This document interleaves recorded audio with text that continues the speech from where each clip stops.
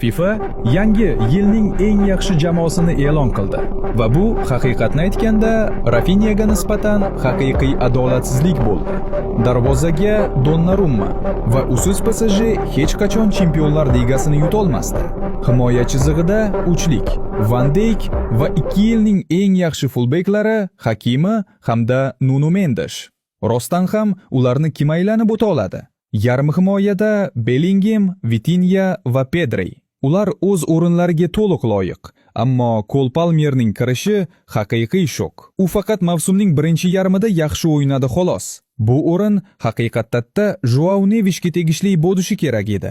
U nafaqat yaxshi formada, balki Ronaldo bilan birga Nations League g'olibi ham bo'ldi. Endilikda hujumga kelaylik.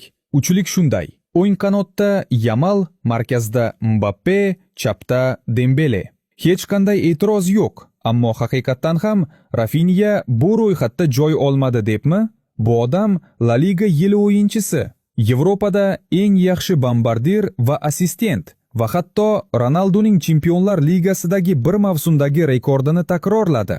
Eng ajablanarlisi, shuncha gol va assist bilan ham uning ismi bu ro'yxatda yo'q. Futbolda ba'zan statistika emas, siyosat g'olib chiqadi.